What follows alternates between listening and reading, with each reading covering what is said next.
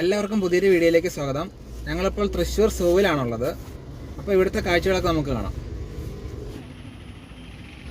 എൻട്രൻസിനോട് ചേർന്ന് തന്നെ ഉപ്പിലിട്ട ഐറ്റംസ് ഒക്കെ വിൽക്കുന്ന ചെറിയ കടയുണ്ട്.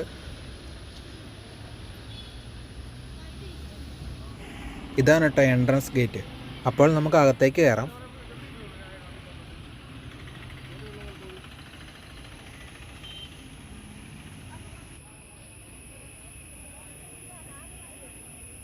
ടിക്കറ്റ് ചാർജിൻ്റെയൊക്കെ ഒരു ബോർഡ് ഉണ്ട് ഇവിടെ. ഇതാണ് ടിക്കറ്റ് കൗണ്ടർ. ഇവിടുന്ന് ഞങ്ങൾ ടിക്കറ്റ് എടുത്തു, അകത്തേക്ക് കയറി. ഒരാൾക്ക് 20 രൂപയാണ്. ഇനി നമുക്ക് ഇവിടുത്തെ മൃഗങ്ങളെയും പക്ഷികളെയൊക്കെ ഒന്ന് പരിചയപ്പെടാം. ഇതാണ് കരിങ്കൊക്ക്. ഇതിൻ്റെ മറ്റൊരു പേര് കന്യാസ്ത്രീ കൊക്കെന്നാണ്. ഇതൊരു പരുന്താണ്.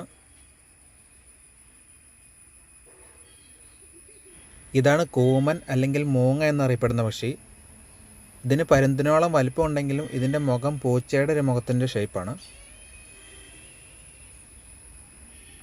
ഇതാണ് അടുത്ത ഐറ്റം. ഒറിജിനലൊന്നും അല്ല, ഡ്യൂപ്ലിക്കേറ്റ് ആണ് കേട്ടോ. ഇതെന്താന്ന് മനസ്സിലായോ?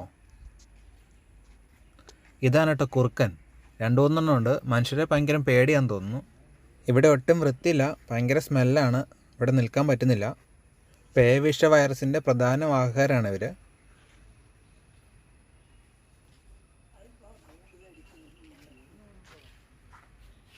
അവിടെ വേറൊരു കുറുക്കൻ നിൽപ്പുണ്ട്. ഇതാണ് ആർട്ട് മ്യൂസിയം. ഇവാനി ഇതിലെ കറങ്ങി നടപ്പുണ്ട്. ഇതാണ് പന്നിമാൻ. കുഞ്ഞുങ്ങളുടെ ശരീരത്തിൽ വെള്ള പുള്ളികളുണ്ട്. വളരുമ്പോൾ അത് അപ്രത്യക്ഷമാവും.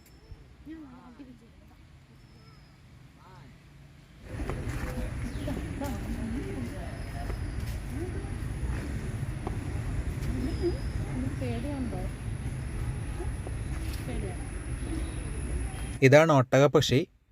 ഇന്ന് ലോകത്തിൽ ജീവിച്ചിരിക്കുന്ന ഏറ്റവും വലിയ പക്ഷികളാണ് ഒട്ടകപ്പക്ഷികൾ. ഇതിൻ്റെ കാലിലേക്കൊന്ന് ശ്രദ്ധിച്ച് നോക്കിക്കോ, 2 വിരലുകളെ ഉണ്ടാവത്തുള്ളൂ. മണിക്കൂറിൽ 70 കിലോമീറ്റർ വരെ വേഗത്തിൽ ഓടുവാൻ ഇതിന് കഴിയും. ചിറകുണ്ടെങ്കിലും പറക്കാനുള്ള കഴിവില്ല. ഇതിൻ്റെ മുട്ടയ്ക്കൊരു 1-1.5 കിലോ വരെയൊക്കെ വെയിറ്റ് ഉണ്ടാവും. കഴുത്തിലൊരു മഞ്ഞ ടാഗുണ്ട്. പൂർണ്ണ വളർച്ച എത്തിയ ഒരു ഒട്ടകപ്പക്ഷിക്ക് 100-130 കിലോ വരെയൊക്കെ ഭാരം ഉണ്ടാവും. ഇവർ ഭക്ഷണം കഴിക്കുന്ന തിരക്കിലാണ്, അതുകൊണ്ട് നമുക്ക് പയ്യെ അടുത്ത സ്ഥലത്തേക്ക് പോവാം.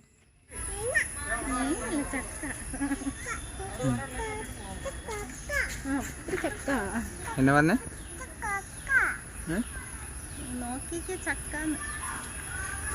ഇതാണ് മ്ലാവ് അല്ലെങ്കിൽ കലമാൻ എന്ന് അറിയപ്പെടാറുണ്ട്. ഇന്ത്യയിൽ കാണുന്ന മാനുകളിൽ വെച്ച് ഏറ്റവും വലുതാണിത്. ആൺമാനുകൾക്ക് വളഞ്ഞ ശിഖരങ്ങൾ പോലെയുള്ള കൊമ്പുണ്ട്.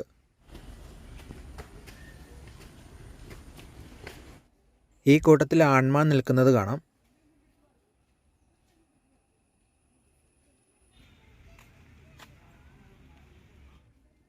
ഇതാണ് നാഗലിംഗമരം. ഇതിൽ വലിയ ഉരുണ്ട കായകളും പൂക്കളൊക്കെ ഉണ്ട്. ഞാനിത് ഇവിടെ അല്ലാതെ വേറെ എവിടെയും കണ്ടിട്ടില്ല.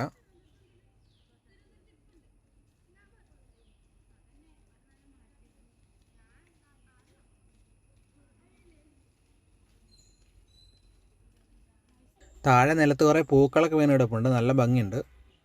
ഈ കുളത്തിൽ 2 ഹിപ്പോപ്പൊട്ടാമസ് കിടപ്പുണ്ട്. അത് വെള്ളത്തിലായതുകൊണ്ട് നമുക്ക് ശരിക്കും കാണാൻ പറ്റുന്നില്ല. നിങ്ങൾക്ക് കാണാമോ? ഇതിങ്ങനെയാണ് വെള്ളത്തിൽ കിടക്കാറ്. ശരീരത്തിൻ്റെ കുറച്ച് ഭാഗം മാത്രം വെള്ളത്തിന് മുകളിൽ പൊങ്ങിക്കിടക്കും, ബാക്കി വെള്ളത്തിനടിയിലായിരിക്കും. 45 മിനിറ്റ് വരെ ശ്വസിക്കാതെ വെള്ളത്തിനടിയിൽ കിടക്കാനുള്ള ഒരു കഴിവുണ്ട് ഇതിന്. രാത്രി സമയങ്ങളിലാണ് ഇത് ഇര തേടി പുറത്തു പോകാറ്. ഈ കിടക്കുന്നതിൻ്റെ കാര്യമല്ല കേട്ടോ പറഞ്ഞത്. ഇവിടുത്തെ ഹിപ്പോപ്പൊട്ടാമസിൻ്റെ പേരൊക്കെ ഇവിടെ എഴുതി വെച്ചിട്ടുണ്ട്. ദേ, മരത്തിൻ്റെ മുകളിലൊരു മലയണ്ണാനെ കണ്ടോ? അതാ മരത്തിലൂടെ നടക്കുകയാണ്. മിക്കവാറും ഏതെങ്കിലും ഒരു കൂട്ടിൽ നിന്ന് ചാടിപ്പോയതായിരിക്കും.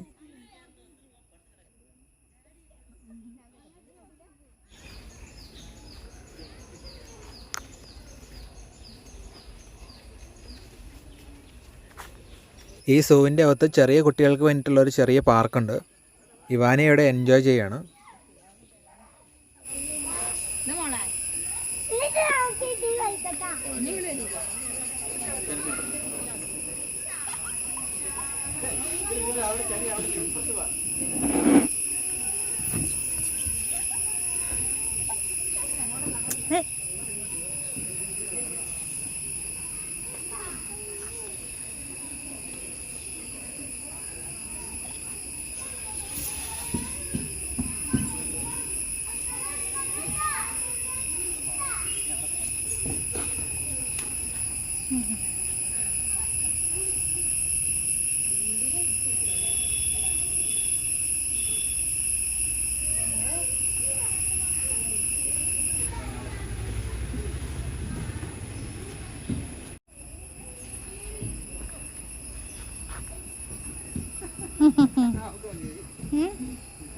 ഭയങ്കരമായിട്ട് കുലുങ്ങുന്നുണ്ടോ?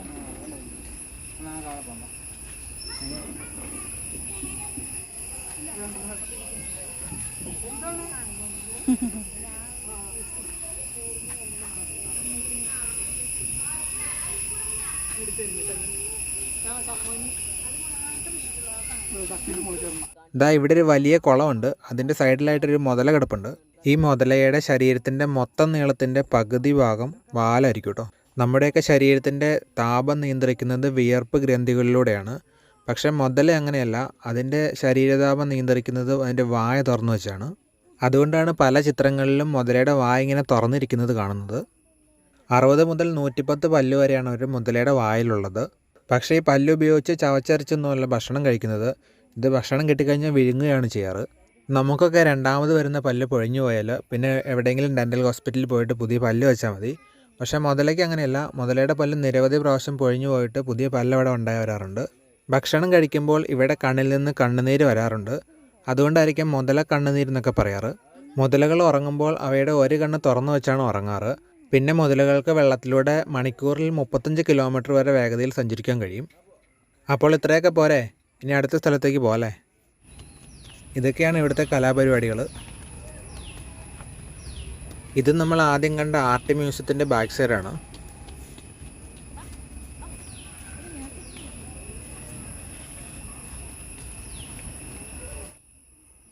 ഇത് കൊക്കുകളുടെ വിഭാഗത്തിൽപ്പെടുന്ന പക്ഷികളാണ്.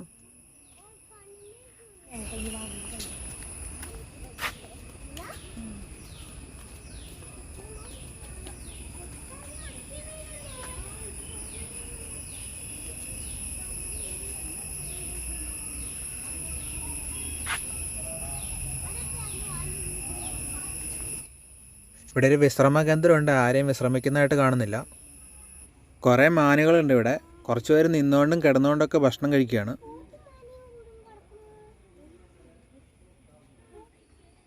ഒട്ടക പക്ഷികളോട് രൂപസാദൃശ്യമുള്ള റിയയാണിത്.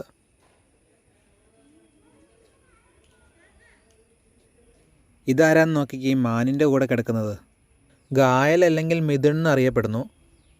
നമ്മൾ പശുവിനെയൊക്കെ വളർത്തുന്ന പോലെ തന്നെ ഇന്ത്യയുടെ നോർത്ത് ഈസ്റ്റ് ഭാഗങ്ങളിൽ കൂടുതലായിട്ടും വളർത്തപ്പെടുന്ന ഒരു മൃഗമാണ്. പാലിനും മാംസത്തിനും വേണ്ടിയാണ് ഇതിനെ വളർത്തുന്നത്. ഇത് അടുത്തയാളാണ്. പേര് ടുട്ടു. 2008 ജനനം. അപ്പോൾ ഇത് 2022, 14 വയസ്സുണ്ട് കേട്ടോ.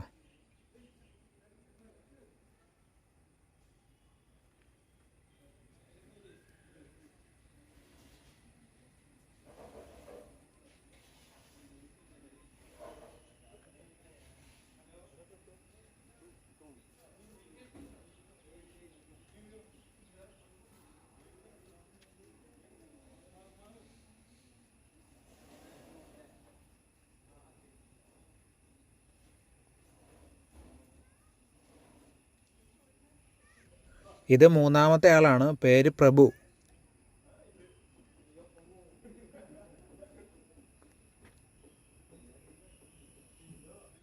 അടുത്ത് നമ്മൾ കാണാൻ പോകുന്നത് കൊച്ചി രാജാക്കന്മാർ ഉപയോഗിച്ചുകൊണ്ടിരുന്ന വഞ്ചികളാണ്. 2 വഞ്ചികളുണ്ട് ഇവിടെ. ഇത് ഈ ബിൽഡിങ്ങിൻ്റെ അകത്താണ് സെറ്റ് ചെയ്തിരിക്കുന്നത്. നമുക്ക് കാണാൻ വേണ്ടി ഗ്ലാസ് ഇട്ടിരിക്കുകയാണ്. കരമാർഗമുള്ള യാത്രകൾ സുഗമമല്ലാതിരുന്ന കാലത്ത് ക്ഷേത്ര ദർശനങ്ങൾക്കും ഉല്ലാസ യാത്രകൾക്കൊക്കെ ആയിട്ട് കൊച്ചി രാജാക്കന്മാർ ഉപയോഗിച്ചുകൊണ്ടിരുന്ന വഞ്ചികളാണിത്. ഈ വഞ്ചികൾക്ക് നല്ല നീളമുണ്ട് കേട്ടോ. ഇവിടെ കടുവയും സിംഹമൊക്കെ ഉണ്ട്. പക്ഷേ ഇതിൻ്റെ കൂടിൻ്റെ ഉള്ളിൽ വെളിച്ചമില്ലാത്തതുകൊണ്ട് നിങ്ങളെ കാണിച്ചു തരാൻ പറ്റുന്നില്ല. നമ്മൾ നടന്നു പോകുന്നതിൻ്റെ സൈഡിലായിട്ട് ഒരു പീരങ്കി സെറ്റ് ചെയ്ത് വെച്ചിട്ടുണ്ട്. ഈ കൂട്ടിലൊരു പുള്ളിപ്പുലിയുണ്ട്. ഈവനിങ് വാക്കാന്ന് തോന്നുന്നു. അങ്ങോട്ടും ഇങ്ങോട്ടും നടക്കുന്നുണ്ട്.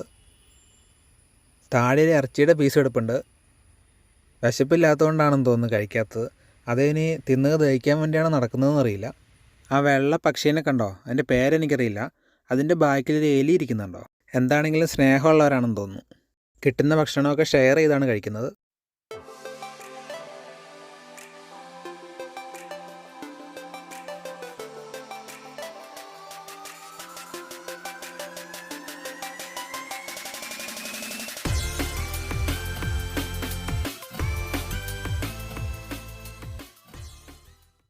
ഇവിടെ കുറേ പാമ്പുകളുടെ ഒരു ഹൗസ് ഉണ്ട്.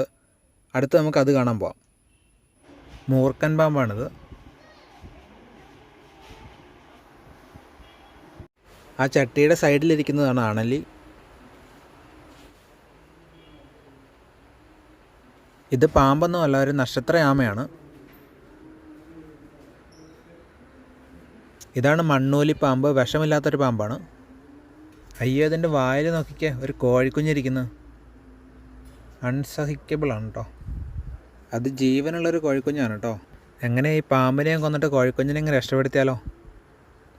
വേണ്ട അല്ലേ, പോയേക്കാം. അങ്ങനെ ഞാൻ അവിടെ നിന്ന് പുറത്തിറങ്ങി. ആ കോഴിക്കുഞ്ഞിൻ്റെ കാര്യം ഓർക്കുമ്പോൾ സങ്കടം വന്നുണ്ട് കേട്ടോ. അവിടെ നേരത്തെ ഉണ്ടായിരുന്ന അത്രയും പാമ്പുകളൊന്നും ഇപ്പോൾ ഇല്ല. പിന്നെ അവിടെ വെളിച്ചം കുറവാണ് കേട്ടോ. ഇവിടെ പുറത്ത് കുറേ ആമകൾ കിടപ്പുണ്ട്.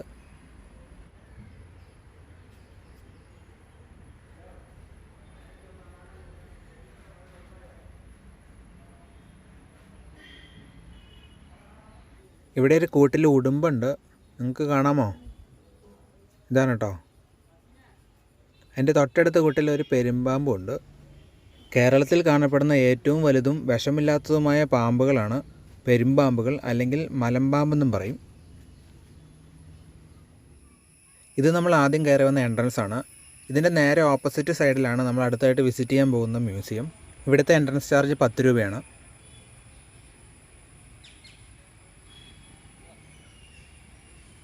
മ്യൂസിയത്തിൻ്റെ ഫ്രണ്ടിലായിട്ട് 2 പീരങ്കി സെറ്റ് ചെയ്തിട്ടുണ്ട്. അതിൻ്റെ അടുത്ത് തന്നെയായിട്ട് ചെറിയൊരു കുളമുണ്ട്.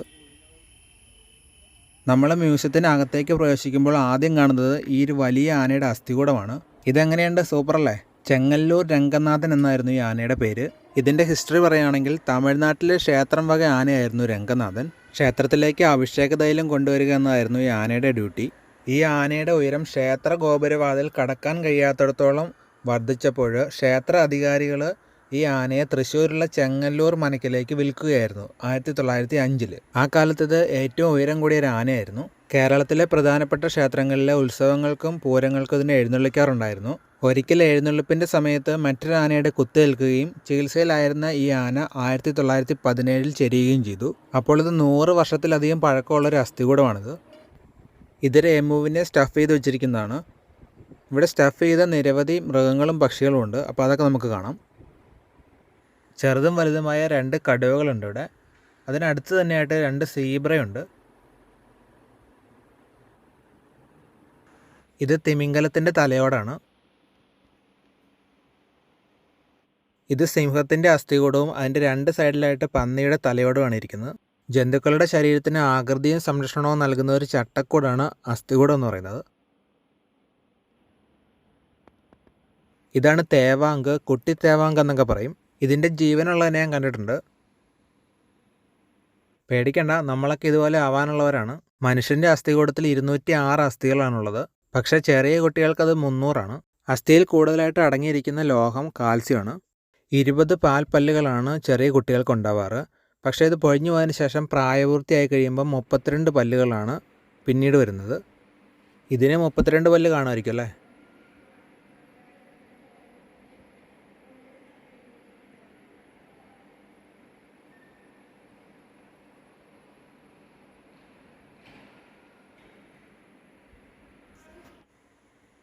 കുതിരയുടെ അസ്ഥികൂടമാണിത്.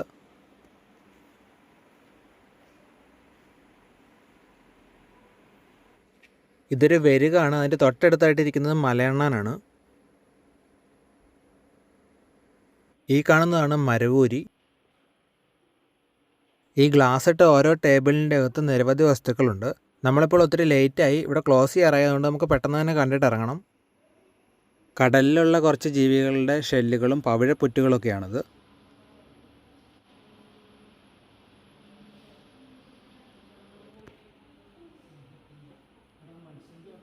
ഇതാണ് പറക്കുന്ന ഓന്ത്, അറബിക്കുരങ്ങ്, നീർനായ, വവ്വാൽ, മലയണ്ണാൻ, പറക്കുന്ന എണ്ണാൻ. ഇതിനെ നേരിട്ട് കണ്ടിട്ടുണ്ട്. ഇത് മരത്തിൻ്റെ വേരാണെന്ന് തോന്നുന്നു.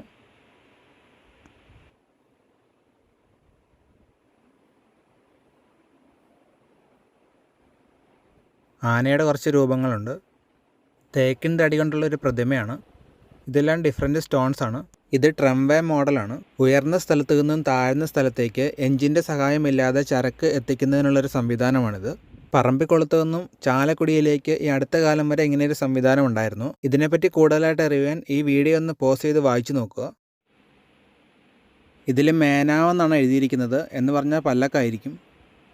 കഥകളിയുടെ വിവിധ രൂപങ്ങൾ ഇവിടെ പ്രദർശിപ്പിച്ചിട്ടുണ്ട്.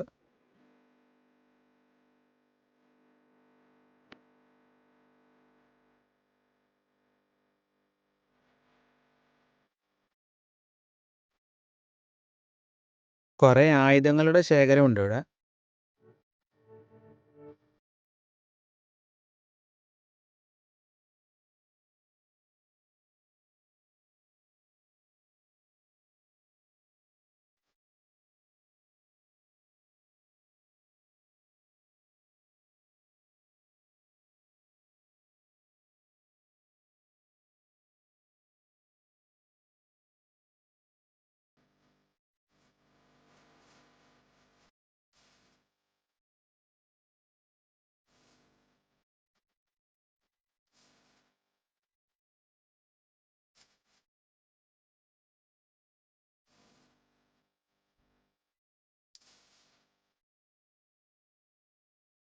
ഒട്ടകപ്പക്ഷിയുടെ മുട്ടയാണിത്. അതിൻ്റെ തൊട്ടടുത്തായിട്ട് എമുവിൻ്റെ മുട്ടയുണ്ട്, കുറച്ച് ചെറുതാണ്.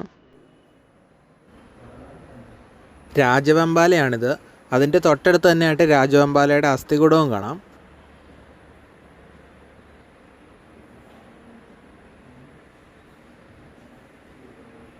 പാമ്പിൻ്റെ തോലുകളാണിത്.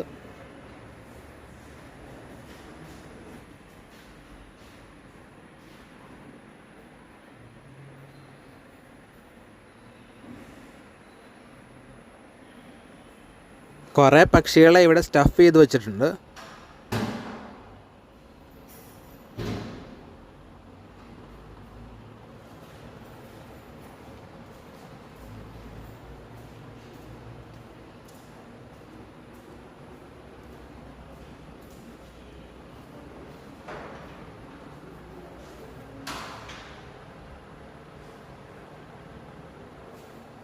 അങ്ങനെ നമ്മൾ ഇവിടുത്തെ കാഴ്ചകളൊക്കെ കണ്ടു ഇനി പുറത്തേക്ക് ഇറങ്ങുകയാണ്.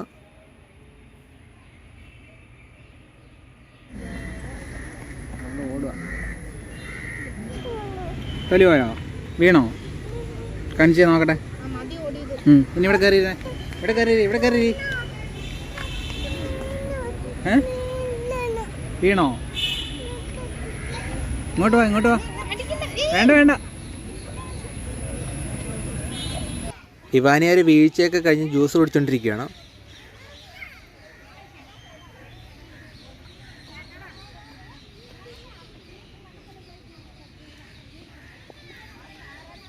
ഈ വീഡിയോയുടെ വൈൻഡപ്പ് ചെയ്യുന്നു. വീഡിയോ ഇഷ്ടമെങ്കിൽ ലൈക്ക് ചെയ്യുക, സപ്പോർട്ട് ചെയ്യുക. Thank you for watching.